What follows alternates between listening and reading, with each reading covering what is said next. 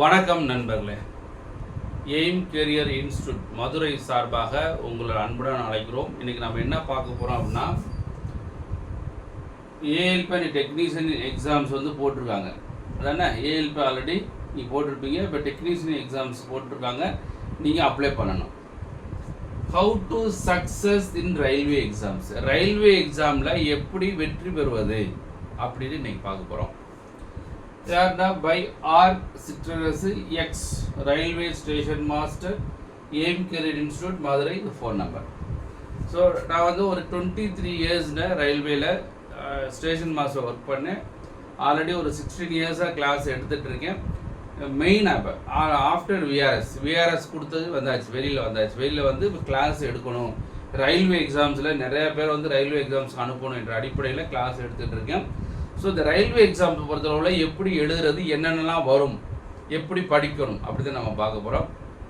நிறைய பேர் என்ன பண்ணுறாங்கனாக்க ரயில்வே எக்ஸாம் பற்றி தெரிய மாட்டுது.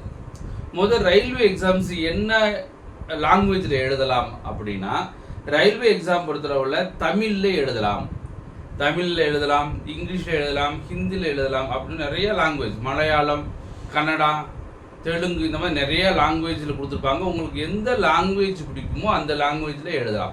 ஸோ நீங்கள் தமிழ்லேயே எக்ஸாம் எழுதலாம். ஃபஸ்ட்டு லாங்குவேஜ் ஒரு நோ பேரியர். ஏன்னா நிறைய பேர் என்ன செய்கிறாங்கனாக்க, நம்மளுக்கு இங்கிலீஷ், நிறைய பேர் ரயில்வேனாலே ஹிந்தியில் எக்ஸாம் எழுதணும், இங்கிலீஷில் எக்ஸாம் எழுதணும், அந்த மாதிரிலாம் கான்செப்ட் இருக்காங்க. ஸோ நாங்கள் போகும்போது இருந்தது 1999 இங்கிலீஷில் எக்ஸாம் எழுதணும். அதுக்கப்புறம் தான் இப்போ ரீசெண்டாக என்ன கொண்டு வந்திருக்காங்க, தமிழ்லேயே எக்ஸாம் எழுதலாம் அப்படின்னு சொல்லியிருக்காங்க. அதனால் ரயில்வே எக்ஸாம் தமிழில் எழுதலாம். அதில் கிளியர் தானே? ரைட். தென் அதுக்கடுத்து என்ன அப்படின்னா, டிஎன்பிஎஸ்சிக்கு ரயில்வேக்கு என்ன வித்தியாசம் அந்த மாதிரி கேட்குறாங்க. டிஎன்பிஎஸ்சியை பொறுத்தளவில் என்ன அப்படின்னா, போர்ஷன்ஸ் ஆர் வெரி லார்ஜ், நிறைய போர்ஷன்ஸ் இருக்கும். ரைட்டா? நீங்கள் அது தமிழில் படிக்கிறதுக்கு நிறைய டைம் எடுத்தாக வேண்டிய, நீங்கள் எவ்வளோதான் தெளிவாக படித்தாலும் அந்த நம்பர் ஆஃப் கொஸ்டின்ஸ் நம்ம நிறைய பண்ண முடியாது. இன்னொன்றாக்கும் ஒரு சாதாரண ஒரு இப்போ விஏவுக்கு 6000 போஸ்ட் போடுறாங்க, அதுக்கு மோர் தென் 20 lakhs மேலே அப்ளை பண்ணியிருக்காங்க. So competitions also more. ரைட்டா? ஆனால் ரயில்வே எக்ஸாம் பொறுத்தவரைனாக்க minimum syllabus very very limit. Number of அப்ளிகேஷன்ஸ்மே கம்பேரிட்டிவ்லி டிஎன்பிசியை விட இது கம்மியாக தான் நம்பர் ஆஃப் அப்ளிகேஷன்ஸ் வரும். இன்னொன்று டோட்டலி 100% மெரிட் பேசிஸ். எப்படி அப்படின்னா, நீங்கள் ஒரு கொஸ்டின்ஸ் எழுதுறீங்க, ஒரு 100 கொஷினுக்கு இல்லை 75 கொஷின்ஸ்க்கு நீங்கள் எழுதுறீங்கன்னா, அந்த கொஷின் ரைட்டா தப்பா அப்படின்னு சொல்லி நீங்கள் அந்த கொஷினை டவுன்லோட் பண்ணி பார்த்துக்கலாம். ஏன்னா இங்கே எந்த ஒரு கரப்ஷன் பண்ண முடியாது ரயில்வேல, அதுக்காக நான் சொல்ல வரேன். அப்போ நீங்கள் கொஷின்ஸ் எது ரைட்டாக பண்ணிங்கன்னா ரைட்டு, தப்புன்னு அதிலே வந்துடும். அதனால் இதில் எந்த ஒரு கரப்ஷன் கிடையாது. 100% மெரிட் பேஸில் எழுத போகிறீங்க. நீங்கள் நல்லா படிச்சிட்டிங்கன்னா கண்டிப்பாக சக்ஸஸ் பண்ணிடலாம். சில பேருக்கு கேட்டாங்கன்னாக்கா, சார் மேத்ஸ் படிக்கணும் ரொம்ப கஷ்டம் அப்படின்னு சொல்கிறாங்க. கண்டிப்பாக கஷ்டம் கிடையாது. மேத்ஸை பொறுத்தவரை பேசிக் மேத்ஸ், 6வது மேத்ஸ், 7, 8, 9வது, 10வதுக்குள்ளே தான் அந்த மேத்ஸ் இருக்கும். ஆனால் அதை ஷார்ட்கட்டில் படிக்கணும். இப்போ நம்மளாம் என்ன சொல்லிக் கொடுப்போம் அப்படின்னா, ஃபார்முலா பேஸ் இல்லாமல், ஃபார்முலாவே எதுவுமே கிடையாது, எல்லாமே 100% ஷார்ட்கட். ஒரு கொஷினை பார்த்தோட இது ஆன்சர் அப்படின்னு சொல்லலாம். ஸோ அந்த மாதிரி நம்ம படித்தோமாங்க கண்டிப்பாக நம்மளால் ஜெயிக்க முடியும் ரயில்வே எக்ஸாமை பொறுத்தளவில். என்னைய பொறுத்தளவு ரயில்வே எக்ஸாம் இந்த TNPSC exam which is easy அப்படின்னா, என்னைய பொறுத்தளவு ரயில்வே எக்ஸாம்ஸை ஈஸின்னு சொல்லுவேன். ஏன்னா சிலபஸ் ஆஸ் வெரி லிமிட்டட். ஆனால் நீங்கள் என்ன சிலபஸ் படிக்கணும், 6வதுலேருந்து 10வது வரைக்கும் உள்ள எல்லா புக்குமே நீங்கள் படிக்கணும் அப்படின்னு சொல்லுவோம். தமிழ் தனியாக படிக்கணும், ஜிகே தனியாக படிக்கணும். அதை போய் காம்படிஷன்ஸ் ஆல்சோ மோர் காம்படிஷன்ஸ். அந்த மாதிரி இருக்கும்போது நீங்கள் டிஎன்பிஎஸ்சி பார்த்து குறைஞ்சது 2 வருஷத்துக்கு மேலே படித்தா தான் உங்களால் ஜெயிக்கிறதுக்கு வாய்ப்பு இருக்கும். ஒரே வருஷத்தில் படிச்சிடலாம், 6 மாதத்தில் படிச்சிடலாம், கொஞ்சம் கஷ்டமான காரியம். ஆனால் இது அப்படி கிடையாது. ரயில்வே எக்ஸாமில் மினிமம் 6 மந்த்லேருந்து 1 இயருக்குள்ளே நீங்கள் படித்தாலே போதும், 100% நம்ம வேலை வாங்கிட்டு போயிடலாம் ரயில்வே எக்ஸாம் பொறுத்தளவில். ரைட்டு. இப்போது 2 எக்ஸாம் ஏஎல்பி டெக்னீஷியன் எக்ஸாம்ஸ் போட்டிருக்காங்க. இன்னொன்று என்ன ஒரு முக்கியமானதுன்னா, ரயில்வே எக்ஸாம் நிறைய நம்பர் ஆஃப் எக்ஸாம்ஸ் வரும், ஆனால் எல்லாமே ஒரே மாதிரி பேட்டர்ன் தான் வரும். கொஞ்சம் தான் டிஃப்ரென்ஸ் இருக்கும். என்னென்ன பேட்டர்னோ என்னென்ன சிலபஸ் வரும் அப்படின்னா, 3 தான். மேத்ஸு, கணக்கு கண்டிப்பாக வரும். அதுக்கடுத்து ரீசனிங், இது ஜிகே. இந்த 3 பார்ட் மட்டும்தான் வரும் மேக்ஸிமம் எக்ஸாம்ஸுக்கு. ஸ்டாண்டர்ட் ஆஃப் கொஷின்ஸ் மாறலாம். ஏன்னா சின்ன போஸ்ட்டுக்கு கொஞ்சம் கம்மியாக கொஷின் கேட்பாங்க ஸ்டாண்டர்ட் ஆஃப் கொஷின்ஸ். இப்போ டிகிரியில் விட கொஞ்சம் ஹையஸ்ட்டாக கேட்பாங்க பொழுது, ஆனால் சிலபஸ் ஆரா மோரான சேம் சிலபஸ். நீங்கள் எத்தனை திருப்பி அதே தான் படிச்சுட்டே இருப்பீங்க. நீங்கள் புதுசாக என்னலாம் பெரிய சிலபஸ் நிறையா இருக்கிற மாதிரி படிக்கணும் அவசியம் கிடையாது. இப்போ டிஎன்பிசி அப்படி தான் படிப்போம், எத்தனையோ புக்கெலாம் படிப்போம், எங்கெங்கே தானே படிப்போம். பட் இருந்தால் சில கொஸ்டின் நமக்கு தெரியாமல் போயிடும். அப்படி இது கிடையாது, அப்படி கிடையாது. ஒரு லிமிட்டட் சிலபஸ்னால ரிப்பீட்டடை திருப்பி படிக்கும் போது நம்ம ஈஸியாக எக்ஸாம் எழுதி பாஸ் பண்ண முடியும். இதில் இன்னொன்று என்னன்னாக்க இன்டர்வியூ கிடையாது. ரயில்வே எக்ஸாமில் நீங்கள் எந்த எக்ஸாம் எழுதுனாலும் சரி, நீங்கள் எனி எக்ஸாம்ஸ் எந்த ஒரு எக்ஸாம் எழுதினாலும் உங்களுக்கு இன்டர்வியூ கிடையாது, ஒன்லி எக்ஸாம் மட்டும்தான். 2 எக்ஸாம்ஸ் இருக்கும். ஏன்னா ப்ரிலிமினரி 2 எக்ஸாம், மெயின் எக்ஸாம். ஏன்னா நிறையா நம்பர் ஆஃப் அப்ளிகேஷன் வரதுனால அது கம்மி பண்ணணும் அப்படின்னு இந்த ப்ரிலிமினரியில் நிறைய பேர்த்த நீங்கள் இது பண்ணிடுவாங்க. ஏன்னா மார்க் அதிகமாக வாங்காதவங்களும் ப்ரிலிமினரி இருக்கிறது மெயின் வர முடியாது. அப்போ 2 எக்ஸாம்ஸ் நடக்கும். ஃபஸ்ட் எக்ஸாம் என்ன சிலபஸோ அதே மாதிரி சிலபஸ் தான் வரும். ஆனால் ஸ்டாண்டர்ட் ஆஃப் கொஷின் கொஞ்சம் சேஞ்ச் ஆக வாய்ப்பு இருக்குது. அதனால் சிலபஸ் வைஸாக சேம் சிலபஸ், எத்தனை எக்ஸாம் இருந்தாலும் அதே மாதிரி சிலபஸாக வந்துகிட்டு இருக்கும். அதனால் நீங்கள் எதாச்சும் ஒரு எக்ஸாமில் உள்ளே போயிடலாம். ஸோ சிலபஸ் வைஸாக வெரி லிமிட்டட் சிலபஸ். ரயில்வே எக்ஸாமில் பொறுத்தவரை இன்டர்வியூ கிடையாது. அது ரொம்ப முக்கியமான நோ இன்டர்வியூ. அதுக்கு எந்த போஸ்ட்டுக்குமே இன்டர்வியூ கிடையாது. சரி, இப்போது என்னுடைய என்னன்னாக்க இங்கே நம்ம விஆர்எஸ் கொடுத்து கண்டிப்பாக நிறைய பேருக்கு வேலை வாங்கி வைக்கணும் என்ற அடிப்படையில் வந்திருக்கோம். ஆனால் என்னன்னாக்கா awareness very less about railway exams. நிறையா பேர் போய் விசாரிக்கும் போது என்னத்த படிக்கிறீங்க, டிஎன்பிசி படிக்க எத்தனை வருஷம் படிக்கிறீங்க? 4 வருஷமாக படிக்கிறேன், 3 வருஷமாக படிக்கிறேன்.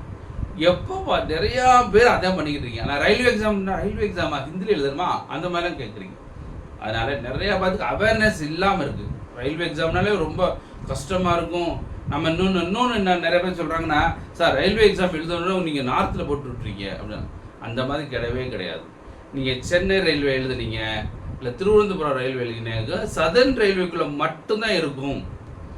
அதே நேரத்தில் நீங்கள் லோக்கலில் எப்பயுமே வந்துடலாம். சப்போஸ் மதுரையில் இருக்கும், நானாக எக்ஸாம் மதுரையிலே எழுதுறேன், சென்னை ரயில்வேல எழுதுறேன். ஆர்ஆர்பி சென்னை தான் எனக்கு மதுரையிலே போஸ்டிங் போட்டாங்க. நிறையா பேருக்கு மதுரையிலே லோக்கல் அட்ரஸ் பேஸ் பண்ணி தான் கண்டிப்பாக ஃபஸ்ட்டு இருக்கும். இல்லாத பட்சத்தில் தான் பக்கத்தில் போடுவாங்க. சப்போஸ் மதுரையில் அதிகமாக இருக்காங்க, சரி பக்கத்தில் திருச்சியில் போடுவோம், சென்னையில் போடுவோம், சேலம் போடுவோம், பாலக்காடு, இந்த மாதிரி இதுக்குள்ளே தான் இருக்கும் உங்களுக்கு. இதுக்கு மேலே போகவே போகாது. சப்போஸ் நீங்கள் சென்னையில் நீங்கள் அப்பாயின்மெண்ட் பண்ணாலும் நீங்கள் 1 வருஷமோ 2 வருஷமோ நீங்கள் லோக்கலுக்கு நீங்கள் எழுதி வச்சு வரலாம். எந்த ஒரு கரப்ஷன் கிடையாது. எழுதி வச்சு ரிஜிஸ்டர் பண்ணி நான் எனக்கு மதுரை டிவிஷன் வேணும்னு சொல்லி கேட்டு தாராளமாக வீட்டு பக்கத்துலேயுமே வரலாம். அதனால் இங்கேருந்து நார்த் இந்தியன்ஸுக்கு அடிச்சிருவாங்க, ப்ரொமோஷன் தான் நார்த் இந்தியாவுக்கு போகணும், அந்த மாதிரி பிரச்சனையும் ரயில்வேலே கிடையாது. ஒன்ஸ் நீங்கள் வாங்கிட்டீங்க அப்படின்னா லோக்கல்லையே நம்ம என்ன செஞ்சுக்கலாம், வேலை பார்த்துக்கலாம் அப் டு ரிட்டையர்மெண்ட் வரைக்கும். ஸோ அந்த மாதிரி ஒரு பாசிபிலிட்டிஸும் ரயில்வேல இருக்குது. ரைட்டா? ரைட். அதனால் நீங்கள் இதை இன்ஸ்டியூட்டில் ஜாயின் பண்ணணும் அப்படின்னு சொன்னீங்கன்னாக்க இந்த ஃபோன் நம்பருக்கு கான்டாக்ட் பண்ணுங்கள். கண்டிப்பாக உங்களுக்கு அங்கேயே கிளாஸ் இருக்குது, நீங்கள் அங்கேயே தங்கிக்கலாம். ஹாஸ்டல்ஸ் பக்கத்துலேயே இருக்குது. லேடிஸுக்கு தனியாக ஒரு லேடிஸுக்கு ஹாஸ்டல் இருக்குது, ஜென்ஸுக்கு ஹாஸ்டல் இருக்குது. நீங்கள் ஜாயின் பண்ணுற மாதிரி இருந்தால் நீங்கள் ஜாயின் பண்ணிக்கலாம் வாய்ப்பு இருந்துச்சுன்னா. ஏன்னா நம்மளுக்கு நிறைய அடுத்தடுத்து எக்ஸாம் வருது. அப்போது அடுத்தடுத்து இது முடிஞ்சோடனே அடுத்து ஏடிபிசி எக்ஸாம் வருது, அடுத்து ஜேஇ எக்ஸாம் வருது, அடுத்து ஆர்பிஎஃப் எக்ஸாம் வருது, அடுத்து குரூப் டி எக்ஸாம் வருது. ஸோ இந்த வருஷத்தில் நிறைய எக்ஸாம்ஸ் வருது. அப்போ நம்ம படிக்க போகிறதும் ஒரே சிலபஸ் தான். பட் எக்ஸாம் திருப்பி அதே மாதிரி பேட்டர்ன் தான் எக்ஸாம்ஸ் வரும். கொஞ்சம் சேஞ்சஸ் இருக்கும். ட்ரேட் எக்ஸாம்ஸ், இப்போ ஜேஇ, ஏஎல்பி டெக்னீஷியன் அப்படின்னா ஒரு ட்ரேட் எக்ஸாம் ஒன்று இருக்கும். அது நீங்கள் படித்த சப்ஜெக்டில் தான் வரும். அதுவுமே குவாலிஃபைங் நேச்சர் தான். புரிஞ்சுதா? ஸோ அந்த மாதிரி நீங்கள் தாராளமாக என்ன செய்யலாம், ரயில்வே எக்ஸாம் படித்தா கண்டிப்பாக சக்ஸஸ் பண்ணிடலாம். இந்த வருஷம் நிறைய ரயில்வே எக்ஸாம்ஸ் வந்துக்கிட்டே இருக்குது. ஈஸியான எக்ஸாம் கம்பேரிட்டிவ்லி டிஎன்பிஎஸ்சியில் ரொம்ப ஈஸி. ஸோ எக்ஸாம் பேட்டர்ன் என்ன அப்படி பார்க்கும்போது ரெண்டுக்குமே எக்ஸாம் பேட்டர்ன் என்ன அப்படின்னா,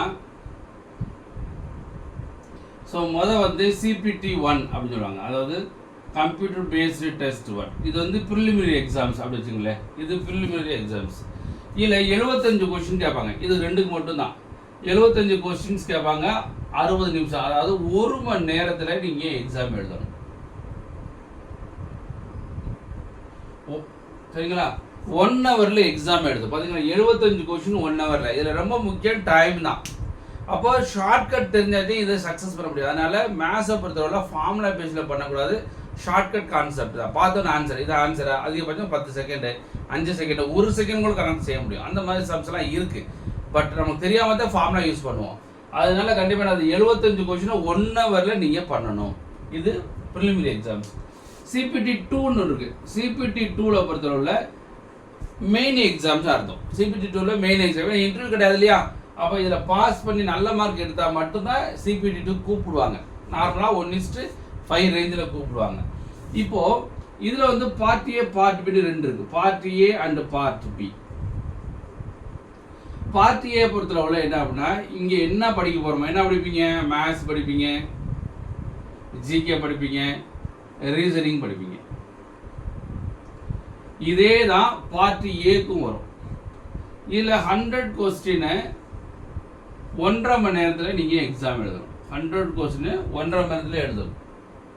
பார்ட் பி வந்து ட்ரேடு அப்படின்னா, நீங்கள் ஐடிஐலையோ டிப்ளமோலையோ இன்ஜினியரிங்லேயும் படிச்சிருப்பீங்களா? நீங்கள் ட்ரேடு கேட்கும், எந்த ட்ரேடில் எக்ஸாம் எழுத போகிறீங்களோ அந்த ட்ரேடு போட்டிங்க அப்படின்னா அந்த ட்ரேடிலேருந்து 75 கொஷின்ஸ் கேட்பாங்க.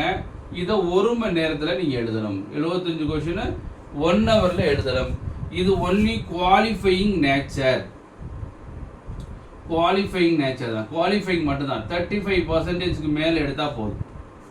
இந்த பார்ட் பி வந்து 35% ஆஃப் கொஸ்டின்ஸ், 35% ஆஃப் மார்க் எடுத்தால் போதும். எடுத்து நீங்கள் குவாலிஃபை ஆகிட்டீங்கன்னா பார்ட் ஏவை திருத்துவாங்க. நீங்கள் பார்ட் பி குவாலிஃபை பண்ணால் தான் பார்ட் ஏவை திருத்துவாங்க. இதை குவாலிஃபை பண்ணலைன்னா இது பார்ட் ஏ எடுக்க மாட்டாங்க. அதனால் qualifying is very very important. ஏன்னா நீங்கள் என்ன ட்ரேட் எடுக்கணும் அதை எழுதணும். அப்போ இந்த ட்ரேடில் வந்து குவாலிஃபை 35% ஆஃப் மார்க் வாங்கிட்டீங்க அப்படின்னா அப்போ பார்ட் ஏல எடுப்பாங்க. பார்ட் ஏல இதே மேத்ஸு, ஜிகே, ரீசனிங் இந்த 3 மட்டும்தான் இதில் வரும். இங்கிலீஷு கிடையாது. இங்கிலீஷ் லாங்குவேஜ் கிடையவே கிடையாது. அப்போ இந்த 100 கொஸ்டினில் ஹையஸ்ட் மார்க் யார் வாங்குறாங்களோ அவங்களுக்கு தான் வேலை. மேத்ஸு, ஜிகே, ரீசனிங் இருக்கு இல்லையா? இதில் 100 கொஸ்டின் 1.5 மணி நேரத்தில் எழுதணும் இல்லையா? அந்த யார் ஹையஸ்ட் மார்க் எடுக்கிறாங்களோ அவங்களுக்கு தான் ஏஎல்பியாவோ இல்லை டெக்னீஷியாவோ நீங்கள் எக்ஸாம்ஸ் பாஸ் பண்ணி நீங்கள் போய் ட்ரைனிங் போய் அட்டன் பண்ணிவிட்டு நீங்கள் வேலை பார்க்க போகலாம். அது கிளியர். ஸோ இதான் வந்து பேட்டர்ன், எக்ஸாமுடைய பேட்டர்ன் என்ன அப்படி கொடுத்துருக்காங்க. அதுக்கடுத்து டாக்குமெண்ட் வெரிஃபிகேஷன்ஸ், அப்புறம் மெடிக்கல்ஸ் அப்படி உள்ளே போயிடும். புரிஞ்சுதா? ஸோ இது 2 முக்கியம். இதான் வந்து எக்ஸாம் பேட்டர்ன். இது மார்க் வந்து மைனஸ் மார்க் இருக்குது. அதனால் தெரிஞ்சது மட்டும்தான் அட்டன் பண்ணுற மாதிரி இருக்கணும். தெரியாத பூரா ஏபிசி டிஎன்பிசி போடுற மாதிரி போடக்கூடாது. உங்களுக்கு என்ன தெரியுமோ அது மட்டும் அட்டன் பண்ணாதான் நீங்கள் பாஸ் பண்ண முடியும்.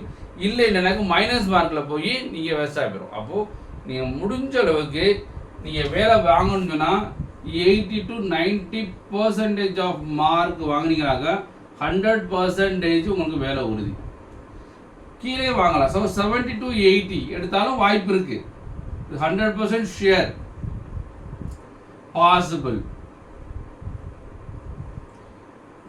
100% ஷேர் சொல்ல பாசிபிள் தான். அப்போது நம்ம மோர் தென் 80 எடுத்தோமாக்க நம்மளுக்கு வேலை அதிகம் உண்டு. கொஷின்ஸ் ரொம்ப ரொம்ப ஈஸியாக இருக்கும். ப்ராக்டிஸ் தான் நம்முடைய வெற்றியை நிர்ணயிக்கக்கூடிய ப்ராக்டிஸ். அதுக்காக நம்ம என்ன சொல்கிறோம்? Shortcut methods.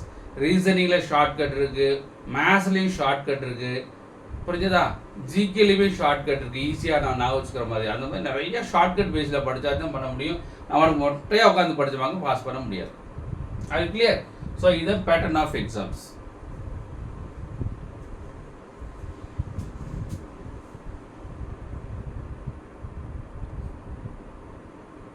ரைட்.